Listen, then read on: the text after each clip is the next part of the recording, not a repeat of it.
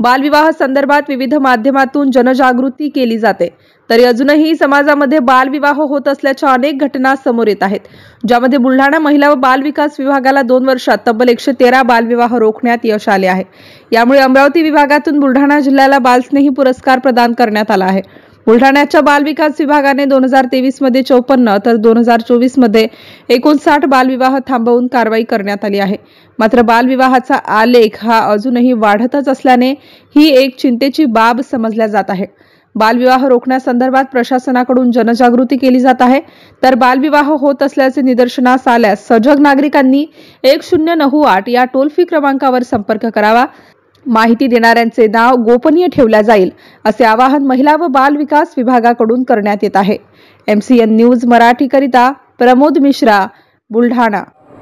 Okay sir, start. सर्वांना नमस्कार। मी अमोल डिगोळे, जिल्हा महिला बाल विकास अधिकारी बुलढाणा। जिल्हा महिला बाल विकास अधिकारी बुलढाणा या कार्यालयाअंतर्गत बालकांसाठी चाइल्डलाईन 1098 जिल्हा बाल संरक्षण कक्ष यांच्यामार्फत बालविवाह संबंधी ज्या तक्रारी येतात त्यावरती कार्यवाही केली जाते। बुलढाणा जिल्ह्यामध्ये साधारणतः 2023-24 या वर्षामध्ये 54 बालविवाहाच्या केसेसमध्ये त्याची दखल घेऊन कार्यवाही करण्यात आली। तसेच 2024-25 या आर्थिक वर्षाअंतर्गत साधारणतः 59 केसेस आपल्याकडे दाखल झाल्यात आणि त्याच्यावरती आपल्या विभागाकडून कार्यवाही करण्यात आली।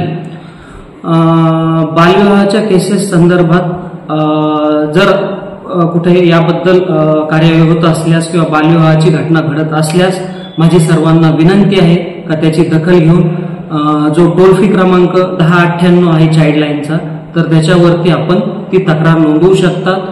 तक्रारदाराचं नाव गोपनीय ठेवलं जाईल याची हमी आमच्या मार्फत देण्यात येते। अशी घटना कुठं घडत असल्यास कृपया आपण ती तक्रार नोंदवून एखाद्या मुलीचं आयुष्य वाचू शकता।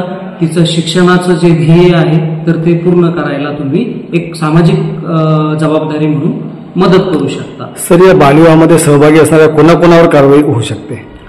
या बालविवाहाच्या बाबतीमध्ये जे सर्व स्टेक होल्डर असतात तसेच नातेवाईक असतात। आता तुम्ही म्हणता सर स्टेक होल्डर म्हणजे काय, तर बालविवाहाच्या जी गुन्हा घडत असतो तर त्याच्यामध्ये पुजारीपासून ते फोटोग्राफर आणि मंगल कार्यालयामध्ये जर घडत असेल तर ते मंगल कार्यालयाचे जे संचालक असतील, तसेच ज्या ज्या गोष्टी त्याला मदत करतात तर त्या सर्व यंत्रणांवरती सुद्धा यामध्ये गुन्हा दाखल करायची प्रोव्हिजन आहे।